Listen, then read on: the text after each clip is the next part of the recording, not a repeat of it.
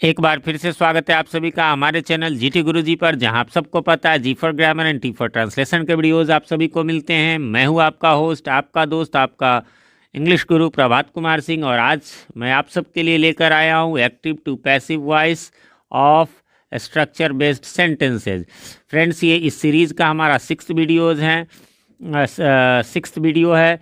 इससे पहले मैंने 5 वीडियोज़ ऑलरेडी अपलोड कर दिए हैं। यदि आपने नहीं देखा है तो लिंक डिस्क्रिप्शन में भी है और ऊपर आई बटन में भी है, जिसमें से कि सबसे ज़्यादा जरूरी आपका उसका पार्ट 1 वीडियो देखना, क्योंकि उसमें मैंने बेसिक्स बताए हैं, 6 बेसिक स्टेप, जिससे कि आपका more than 60% active to voice आप इजीली बना लेंगे। और वो क्लियर रहेगा तो आपको बाकी सारे वीडियोज़ या बाकी सारे क्वेश्चंस ईजी लगेंगे, क्योंकि बेस सभी में वही होते हैं। ठीक है। और यदि प्रैक्टिस करना चाहते हैं उन सब का, तो हमारे इसी चैनल पर एक प्लेलिस्ट है Oxford junior English grammar exercises के नाम से। उसमें जा कर के आप वॉइस से रिलेटेड एक्सरसाइजेज का प्रैक्टिस भी कर सकते हैं। तो चलिए शुरू करते हैं आज का हम अपना, और हमारा जो है क्या है तो जानते हैं इसको। सबसे पहले आप देख सकते हैं यहाँ पर structure based active to passive voice structure 1 क्या है। तो स्ट्रक्चर 1 देखिए, ये स्ट्रक्चर बेस्ड का मतलब हो गया जो नॉर्मल रूल्स पे नहीं चलते, ये खास स्ट्रक्चर पे चलते हैं। इसका ख्याल रखेंगे। और ये नॉर्मल एग्जामिनेशन वगैरह में नहीं पूछे जाते, या तो कॉम्पिटिटिव में पूछे जाएंगे, या फिर आपका कहीं पर कोई इंटरव्यू हो किसी स्कूल में किसी ऐसे जगह पे तो ही पूछे जाएंगे।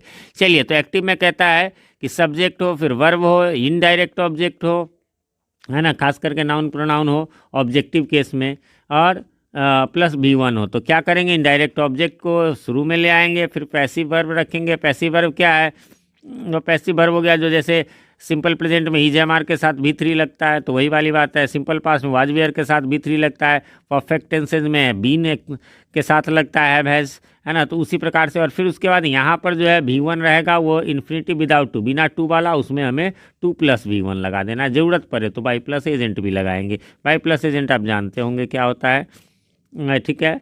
नहीं तो वो बेसिक स्टेप्स आपने देख लिए होंगे तो उसमें क्लियर हो जाएगा। देखिए, ये जो हमने बात ऊपर कही, इसका एग्जाम्पल यहाँ पर देखिए, है ना। सब्जेक्ट यानी आई हो गया, फिर वर्ब यानी सौ हो गया, फिर इनडायरेक्ट ऑब्जेक्ट यानी राम हो गया। अब इनडायरेक्ट ऑब्जेक्ट यदि किन्हीं को क्लियर नहीं है तो मैं बता दूँ ऑब्जेक्ट कैसे पहचानते हैं। वैसे उन वीडियोज़ में मैंने बता दिए, फिर भी मैं बता देता हूँ। जैसे आई गेव, है ना, हिम अ पेन, ठीक है, एक सेंटेंस है। इसमें क्या करना है, हमें ऑब्जेक्ट पहचानना है। ऑब्जेक्ट कैसे पहचानते हैं आपको मैंने उसमें बता दिया। वह हम प्रिंसिपल वर्ब को पहचानेंगे। प्रिंसिपल वर्ब हमारा गेव है, उससे 2 चीज़ों से क्वेश्चन करेंगे, व्हाट से या फिर हुम से। ठीक है, यदि ऑब्जेक्ट होगा तो आंसर इन्हीं 2 चीज़ों से मिलेगा।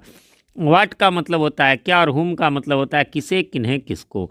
तो चलिए, इसमें आई गेव व्हाट, क्या दिया मैंने, क्या दिया, तो आप पेन दिया। ठीक है, व्हाट से जो आंसर मिला वो आपका वो ऑब्जेक्ट, वो सॉरी डायरेक्ट ऑब्जेक्ट हो गया। और दूसरा पूछा हमने, इसमें 2 जवाब मिलेंगे, किसी में एक जवाब मिलेगा, किसी में दोनों भी मिल सकता है। 1 सेकेंड।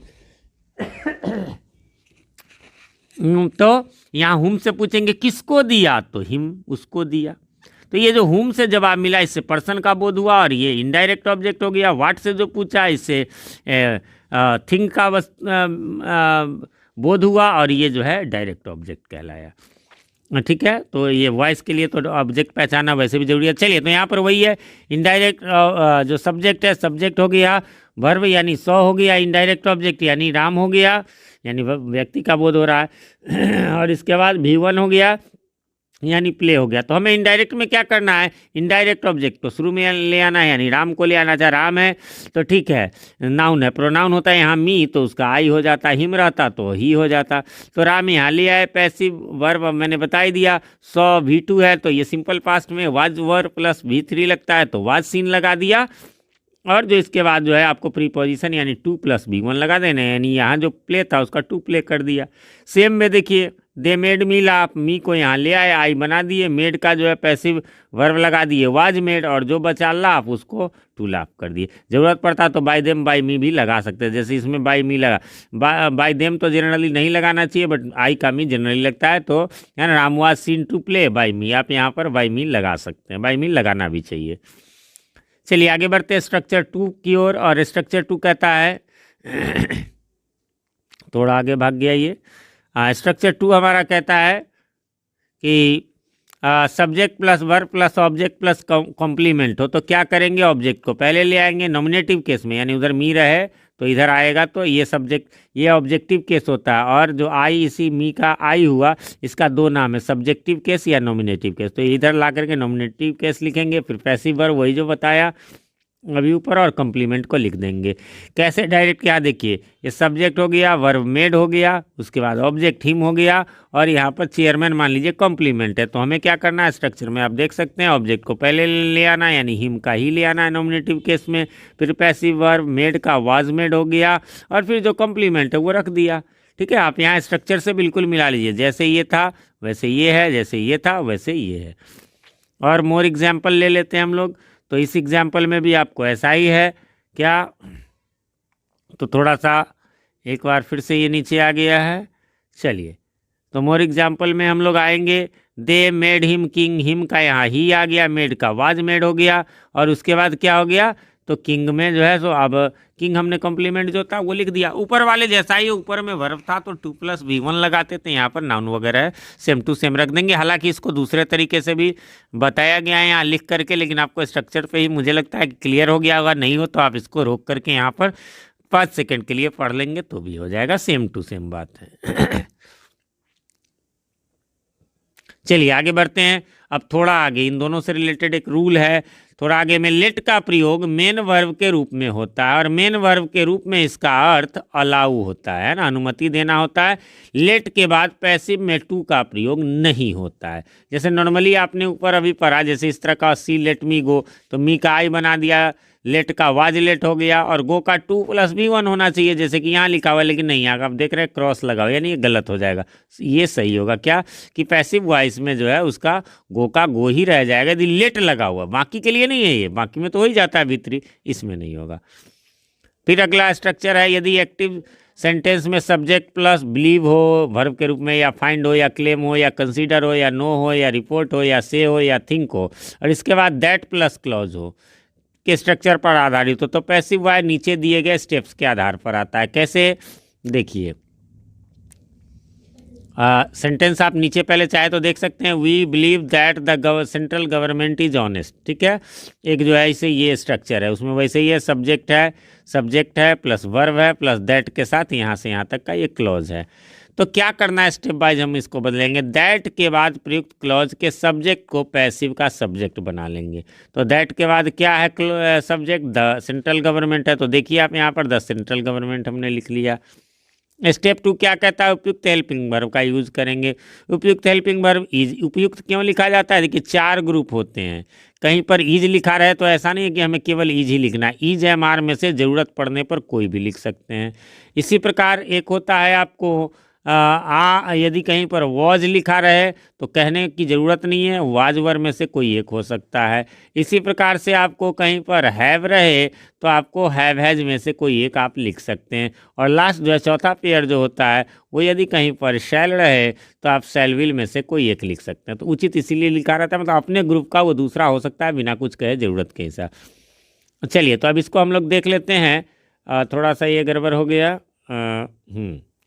चलिए तो इसको हम लोग देख लेते हैं कि दैट के बाद वाला स्टेप 1 है कि भाई दैट के बाद वाले सब्जेक्ट को रख लेंगे, दैट के बाद द सेंट्रल गवर्नमेंट है, उचित वर्ब इज दे दिया। और उसके बाद स्टेप 3 क्या कह रहा है, ये जितना भी था बिलीव्ड, बिलीव या फाइंड या क्लेम या कंसीडर, नो रिपोर्ट से ऐसा कोई भी जो वर्ब रहेगा, जैसे यहाँ पर ये है बिलीव, इसका V3 लिख देंगे, है ना, इसका V3 लिख देंगे, ये कह रहा है। और लास्ट क्या कह रहा है, इन्फिनेटिव विथ टू को जो है तथा टू भी प्लस नाउन एडजेक्टिव का उपयोग जरूरत के मुताबिक। देखिए इन्फिनेटिव विथ टू, यदि वर्ब रहे तो 2+V1 कर लेंगे, और नहीं नाउन एडजेक्टिव रहे तो 2B के साथ V3 कर लेंगे। देखिए कैसे, तो यहाँ पर ऑनेस्ट जो है वो नाउन है, एडजेक्टिव है, इसलिए 2B प्लस जो है ऑनेस्ट कर लिए।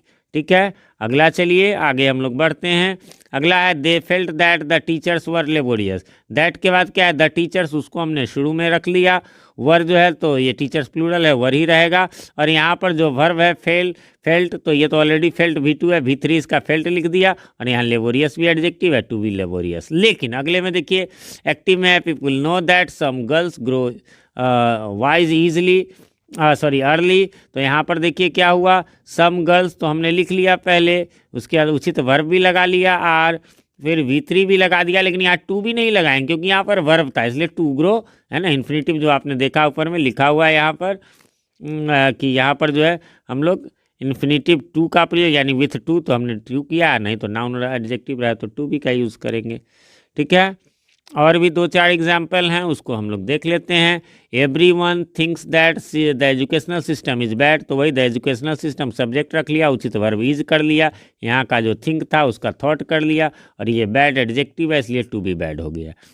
अगला भी इसी प्रकार का है, the students consider that the teachers are wise, तो द टीचर्स लिख दिया बाद वाला, आर उचित वर्ब लगा लिया, यहाँ जो कंसिडर था उसको कंसिडर्ड कर दिया, वाइज को फिर से एक बार टू बी प्लस वाइज कर लिया क्योंकि वाइज एडजेक्टिव है। लेकिन एक बहुत बड़ी बात कि ऊपर जो आपने सेंटेंसेज पढ़े हैं तो ऊपर के वाक्यों का पैसिव इस प्रकार भी बनाया जा सकता है, इट प्लस हेल्पिंग वर्ब और V3 के साथ दैट प्लस क्लॉज। मतलब वहाँ पर था ना, we believe that the government central government is honest, उसकी जगह इट इज़ सब में लिखेंगे, और ये जो वर्ब था बिलीव्ड या अगले में फेल्ट, नोन, थॉट, कंसिडर्ड ये लिख देंगे, और उसके बाद हमें कुछ नहीं करना है, दैट के साथ पूरा सेम टू सेम रख देंगे। It is believed that the central government is honest, it was felt that the teachers were laborious, it is known that some girls grow wise, मतलब सेम टू सेम दैट के बाद वाला सारा रख देंगे।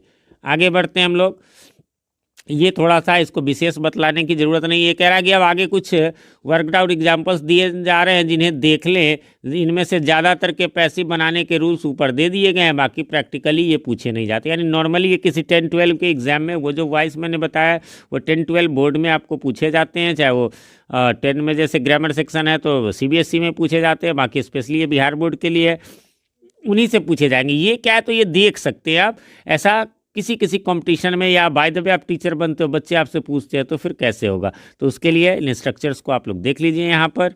ठीक है, आप चाहे तो स्क्रीनशॉट लेकर के भी रख सकते हैं, और कोई प्रॉब्लम हो तो आप पूछें हमसे। तो 1 से 5 तक आप पहले देख लीजिए, यहाँ तक स्क्रीनशॉट्स आप ले सकते हैं। उसके बाद आ जाइए 6 से हम लोग चलते हैं आगे, तो 6 से आपको 9 तक हो गया, 6 से 9 तक हो गया। आ जाइए अब 10 से हम लोग देख लेते हैं, इसका भी स्क्रीनशॉट्स आप लोग चाहें तो ले करके रख सकते हैं, 10 से ले करके, और यहाँ 15 तक आपका हो गया। इसके बाद हम लोग बढ़ते हैं 16 to 20, 16 से लेकर के 20 तक का आप कर सकते हैं, यहाँ ईयर्स है।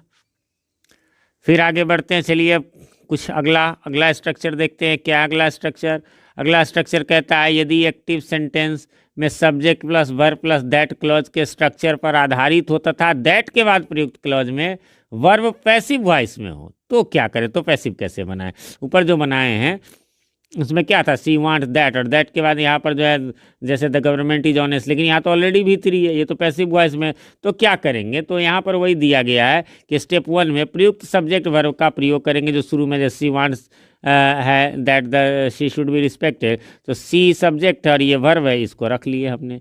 और उसके बाद क्या करना है, स्टेप 2 में that plus subject plus verb को हटा देंगे, तीनों चीज़ को हटा देंगे। यहाँ पर जो दैट था उसको भी हटा देंगे, शी को भी हटा देंगे, है ना, सब्जेक्ट है ये, और शुड भी जो वर्ब है इसको भी हटा देंगे। बचा क्या भैया, रिस्पेक्ट, तो क्या करना है, तो स्टेप 3 कहता है टू बी प्लस V3 का प्रयोग करेंगे, यानी टू बी रिस्पेक्टेड हो गया। एकदम आसान है। आ जाइए सेकेंड में, सीता लाइक्स लिख दिया हमने, हाँ नॉट रहे तो नॉट रख देंगे, बाकी दैट भी हटा दिए, शी भी हटा दिए, शुड भी हटा दिए, बी भी हटा दिए, और टू बी इंसल्टेड लगा दिए। इसी प्रकार इसमें भी देखिए, द हेडमैन, तो द हेडमैन वांट्स तो वांट्स, लेकिन दैट हटाना है, ही हटाना है, शुड हटाना है, बी हटाना है, तो ये हटा दिए, उसकी जगह टू बी लगा के रिगार्डेड है, और जो बच गया इन द विलेज वो भी रहने देंगे। चलिए अब एक और नया सीख लेते हैं हम लोग, और ये है यदि एक्टिव सेंटेंस में subject plus verb plus object plus conjunction and plus verb plus object हो, मतलब ये दो सेंटेंस वाले, ऐसे सिंपल भाषा में। चलिए ना एग्जाम्पल में देख लेते हैं एक्टिव कैसा हो, the police arrested the terrorist and sent him to jail, तो दो वर्ब वाले ऐसे रहे, तो क्या करना है, कुछ नहीं करना है, द टेररिस्ट वाज अरेस्टेड। ये जो नॉर्मल देखिए यहाँ से यहाँ तक जो है 6 स्टेप्स पर आप पैसिव वॉइस में बदलिए। ये ऑब्जेक्ट है द टेररिस्ट, उसको हमने शुरू में रख दिया, अरेस्टेड V2 है इसलिए इसका वाज यानी सिंपल पास्ट है, तो was plus V3 was arrested लगा दिए। और बाय द पुलिस एक्चुअली लगता नहीं है ना, आपको पता होगा 6 स्टेप्स में जो 5th स्टेप था वो हमारा यही था, कि सभी का बाई प्लस एजेंट नहीं बनता है, तो इसका भी नहीं बनेगा। ठीक है, तो वो अब क्या है, तो उसके बाद एंड जो लिखा हुआ है, उस एंड के बाद वाला देखिए, एंड सेंट टू जेल। मन है तो आप ही वाज भी लगा सकते हैं, नहीं तो कुछ नहीं कीजिए, एंड सेंट टू जेल, बस वही same to same. The robbers looted the bank and took away 5 lakh rupees.